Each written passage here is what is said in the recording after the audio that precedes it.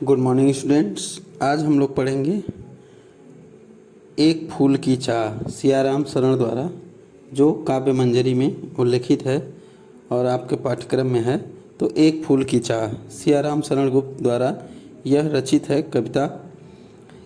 तो एक फूल की चाह कविता में गुप्त जी ने अर्थात सियाराम शरण गुप्त जी ने समाज के एक अछूत माने जाने वाले एक व्यक्ति की व्यथा का चित्रण किया है, जो अपनी बीमार लड़की की इच्छा अनुसार देवी के मंदिर में एक फूल लाने पहुंच जाता है और वहां पहुंचकर वह प्रसाद चढ़ाता है, पर फूल लाने में जल्दी में प्रसाद लेना भूल जाता है और तभी लोग उसे पहचान लेते हैं और यह कहकर कि यह एक अछूत है और इसने धृष्टता करके मंदिर में आ गया है, उसके हाथ से फूल गिर जाता है और उसको लोग लगते हैं पीटने।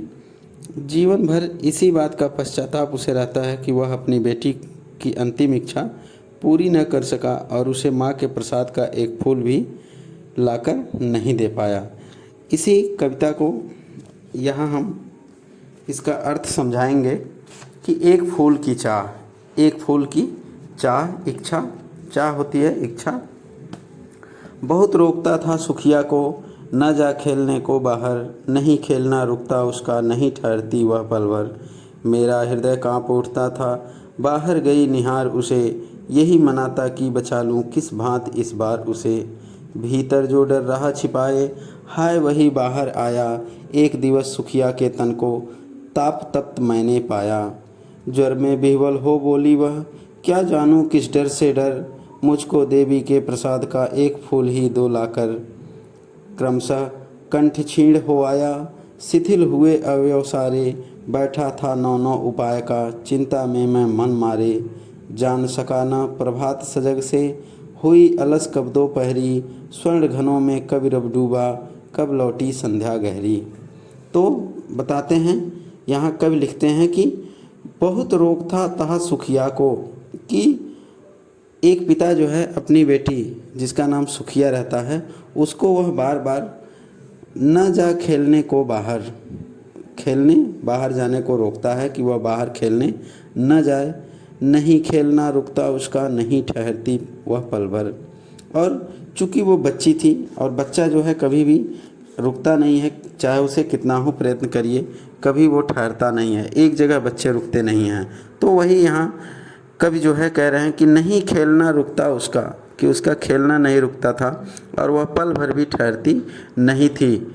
मेरा हृदय काँप उठता था, बाहर गई निहार उसे। और जो सुखिया का पिता था उसका हृदय जो है काँप उठता था कि वह बाहर निकल कर कहीं न चली जाए और यही मनाता कि बचा लूँ किस भांत इस बार उसे। और वह बार बार यही मनाता था, शायद गांव में कोई छुआछूत की बीमारी आई हुई थी, इसीलिए वह इस तरह डरा हुआ था और वह यह मनाता था कि इस बार जो है उसे किसी तरह से बचा लूँ, फिर अगली बार डर नहीं रहेगा। भीतर जो डर रहा छिपाए, हाय वही बाहर आया। और वह जो अपने अंदर, अपने मन में, अपने अंतरात्मा में जो डर छिपाए हुए था, हाय वही बाहर आ गया। एक दिवस सुखिया के तन को ताप तप्त मैंने पाया। और सुखिया का पिता बोलता है कि एक दिवस अर्थात एक दिन सुखिया के शरीर को, तन को ताप तप्त मैंने पाया और गर्मी से तपते हुए उसको उसने पाया। ज्वर में बिह्वल हो बोली वह, क्या जानूँ किस डर से डर। और वह बता रहा है कि वह ज्वर में विह्वल होकर, ज्वर उसे बहुत भयानक ज्वर था और उसमें वह विह्वल होकर बोलती है और पता नहीं वो क्या डर डर से बोलती थी कि मुझको देवी के प्रसाद का एक ही फूल लाकर दे दो, कि मुझे देवी माँ के प्रसाद का एक फूल लाकर दे दो। क्रमशः कंठ क्षीण हो आया, शिथिल हुए अवयव सारे। और जब वह इस तरह से बातें सुनता है सुखिया का पिता अपने बेटी के मुख से, तो उसका जो कंठ है वह क्षीण हो आया, अर्थात उसके कंठ से किसी भी प्रकार की आवाज़ नहीं निकल रही थी और शिथिल हुए अवयव सारे। और उसके जो शरीर थे वो शिथिल पड़ गए थे, अर्थात किसी प्रकार से सक्रिय नहीं थे बल्कि निष्क्रिय हो गए थे उसके शरीर, उसका शरीर जो है निष्क्रिय हो गया था। बैठा था नौ नौ उपाय का, चिंता में मैं मन मारे। और वह कहता है कि मैं चिंता में नए नए, नौ नौ मतलब नए नए उपाय सोच रहा था और उसी चिंता में वह मन मारे बैठा हुआ था। जान सका न प्रभात सगज से, हुई अलस कब दोपहरी। और वह इतनी चिंता में व्याकुल हो गया था, इतना परेशान हो गया था कि उसने प्रभात सजग भी नहीं जान पाया, अर्थात कब सुबह हुआ कब सवेरा हुआ यह भी नहीं जान पाया। और अलस कब कब अलसाई हुई, आलस भरी, जो गर्मी की दोपहरी होती है वो आलस लेकर आती है। तो वही कह रहा है कि यह आलस भरी दोपहरी भी कब बीत गई यह भी नहीं पता चला।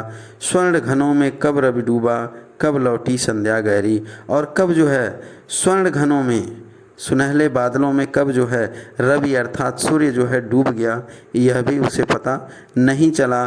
कब लौटी संध्या गहरी, और कब जो है सूर्य के डूबने के बाद कब संध्या हो गई अर्थात शाम का समय हो गया उसे यह भी पता नहीं चल पाया। तो आज इतना ही, धन्यवाद।